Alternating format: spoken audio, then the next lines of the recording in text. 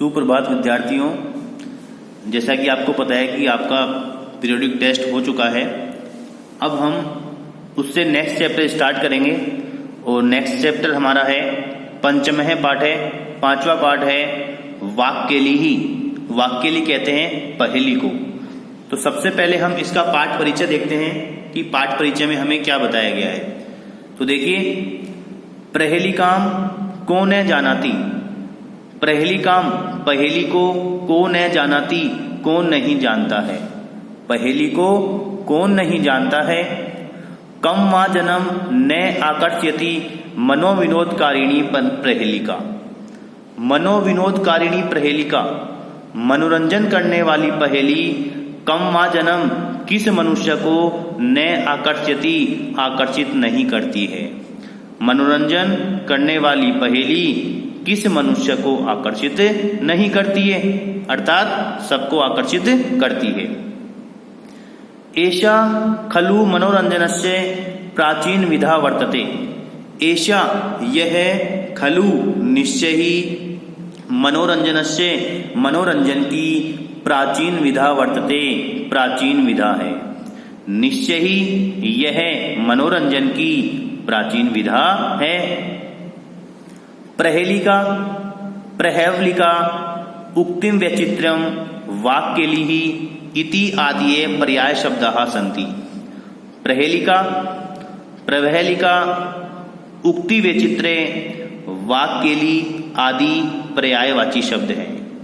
पहेलिका प्रहेवलिका उक्ति व्यचित्रे वाक्यली आदि पर्यायवाची शब्द हैं। प्रायशः विश्वस्य सर्वासु भाषासु पहेलिका प्रचलति।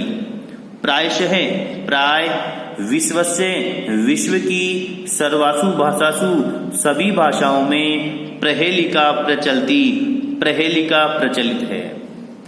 प्राय विश्व की सभी भाषाओं में पहेलिका प्रचलित है।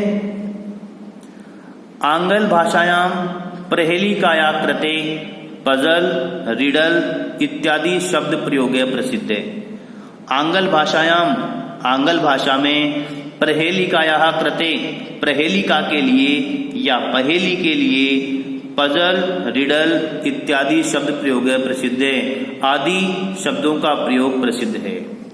अंग्रेजी भाषा में पहेली के लिए पजल रिडल आदि शब्दों का प्रयोग प्रसिद्ध है, अर्थात अंग्रेजी में पजल और रिडल इनको बोला जाता है। पहेलिकायां प्रश्नः भवति यस्य उत्तरं श्रोताः अन्वेषणीयं भवति। पहेलिकायां, पहेलिका में या कह सकते हैं पहेली में प्रश्नः भवति, प्रश्न होता है। यस्य उत्तरम, जिसका उत्तर श्रोताम अन्वेषणीयम भवति, सुनने वाले को खोजना होता है।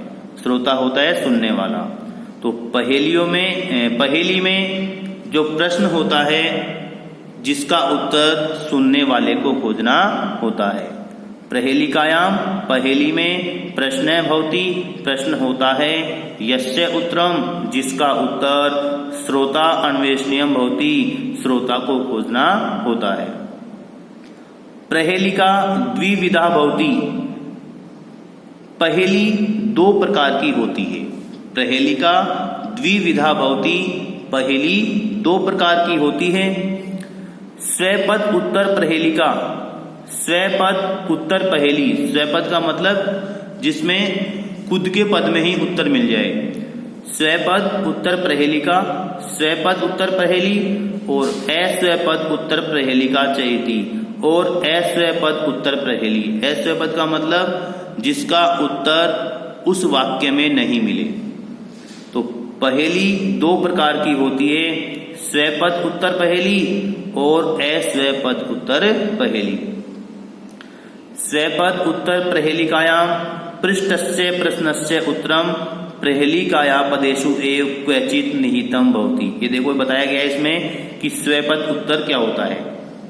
स्वपद उत्तर पहेलिकायां, स्वपद उत्तर पहेलिका में पृष्ठस्य पूछे गए प्रश्नस्य प्रश्न का उत्तरम उत्तर पहेलिकाया पदेषु पहेली के पदों में एव ही क्वचित निहितम भवति, कहीं निहित होता है यानी छिपा हुआ होता है। तो स्वपद उत्तर पहेलिका में पूछे गए प्रश्न का उत्तर पहेली के पदों में ही कहीं छिपा हुआ होता है।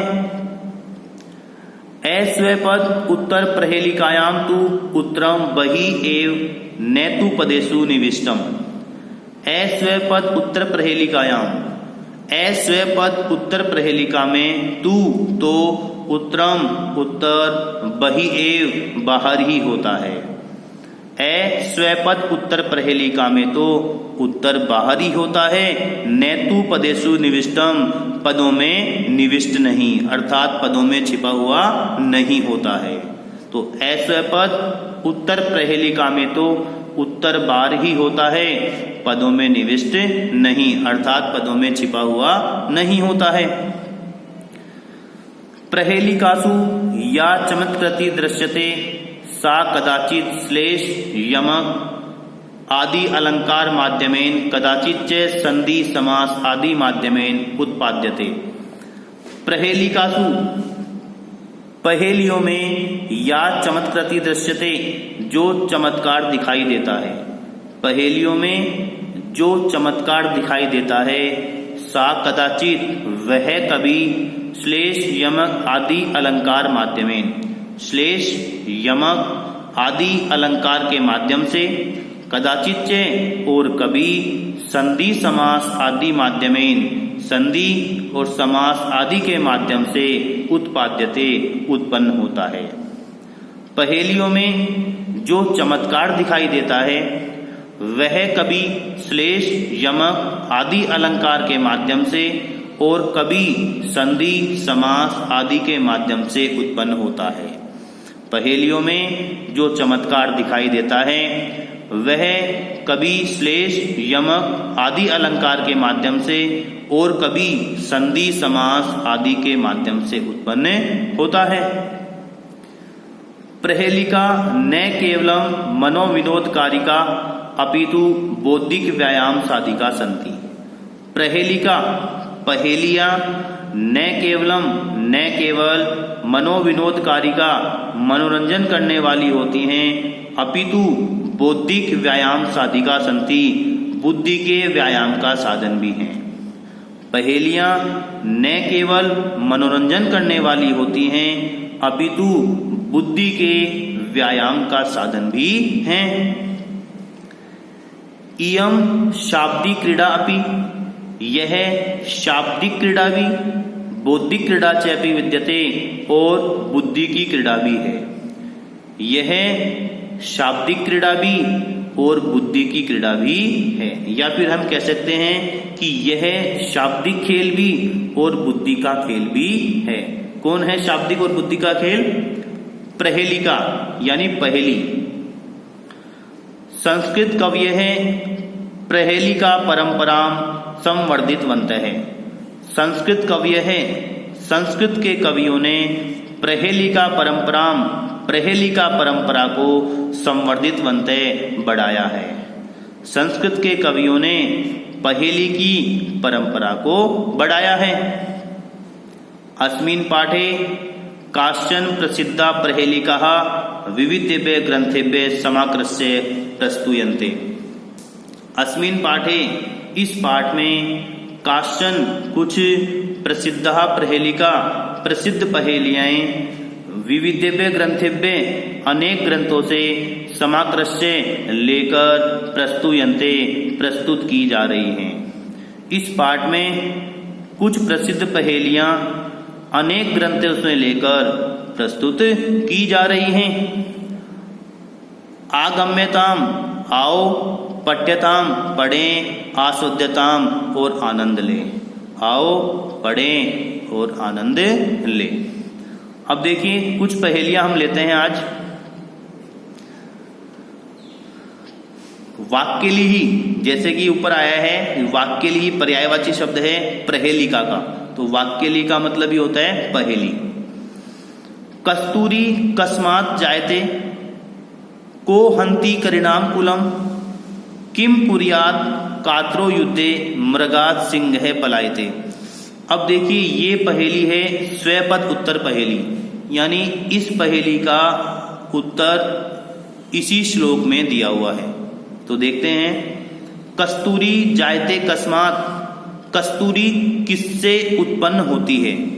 कस्तूरी एक प्रकार का सुगंधित पदार्थ होता है जो हिरण में पाया जाता है, लेकिन फिर भी वह उसको वही घास में ढूंढता रहता है। कस्तूरी जायते कस्मात्, कस्तूरी किससे उत्पन्न होती है। को हंति करिणाम कुलम, हाथियों के कुल का नाश कौन करता है। किम कुर्यात कात्रो युद्धे, किम कुर्यात क्या करना चाहिए, कात्रो कमजोर व्यक्ति को, युद्धे युद्ध में, कमजोर व्यक्ति को युद्ध में क्या करना चाहिए। मृगात् सिंह पलायते। अब ये जो 3 शब्द आए हैं, ये 3 शब्द ही इनका उत्तर है। देखो, कस्तूरी जायते कस्मात्, कस्तूरी किससे उत्पन्न होती है, तो ये पहला शब्द है, ये इसका उत्तर है मृगात् हिरण से। कस्तूरी किससे उत्पन्न होती है, मृगात् हिरण से। को हंति करिणाम कुलम, हाथियों के कुल का नाश कौन करता है, सिंह है, शेर करता है। फिर है किम कुर्यात् कात्रो युद्धे, कमजोर व्यक्ति को युद्ध में क्या करना चाहिए, ये आपको भी ध्यान रखना है, पलायते भाग जाना चाहिए। तो कस्तूरी किससे उत्पन्न होती है, हिरण से। हाथियों के कुल का नाश कौन करता है, सिंह है, शेर। और कमजोर व्यक्ति को युद्ध में क्या करना चाहिए, पलायते भाग जाना चाहिए। फिर देखिए, भोजन अन्ते च किम पेयम, जयंत है कश्य वै सुत है, कथम विष्णु पदम प्रोक्तम, तक्रम सक्रस्य दुर्लभम। ये तीनों शब्द इसके उत्तर हैं। भोजन अन्ते च किम पेयम, भोजन के अंत में क्या पीना चाहिए। जयंत है कश्य वै सुत है, जयंत किसका पुत्र है। कथम विष्णु पदम प्रोक्तम, विष्णु पद को कैसा कहा गया है। तक्रम सक्रस्य दुर्लभम, तक्रम होती है छाछ, सक्रस्य इंद्र का, और दुर्लभम यानी दुर्लभ, जिसको आसानी से प्राप्त नहीं किया जा सके। तो भोजन के अंत में क्या पीना चाहिए, तक्रम छाछ। जयंत है कश्य वै सुते, जयंत किसका पुत्र है, सक्रस्य इंद्र का। और कथम विष्णु पदम प्रोक्तम, विष्णु पद को कैसा कहा गया है, दुर्लभम, अर्थात विष्णु पद ऐसा है जो बहुत मुश्किल से प्राप्त होता है। तो भोजन के अंत में क्या पीना चाहिए, तक्रम छाछ। जयंत कश्य वै सुते, जयंत किसका पुत्र है, सक्रस्य इंद्र का। और विष्णु पद को कैसा कहा गया है, दुर्लभम, दुर्लभ, अर्थात जो आसानी से प्राप्त नहीं हो। तो विद्यार्थियों, आज हमने पाठ परिचय पढ़ा है और 2 श्लोक पढ़े हैं, इनका आपको रिवीजन करना है और साथ में आपको फेयर कॉपी में भी आपको करना है। पहले इस चैप्टर के शब्दार्थ आप नोट करेंगे, शब्दार्थ के बाद में आपको पाठ परिचय और इन दोनों श्लोकों का भावार्थ आपको कॉपी में करना है। Okay, thank you.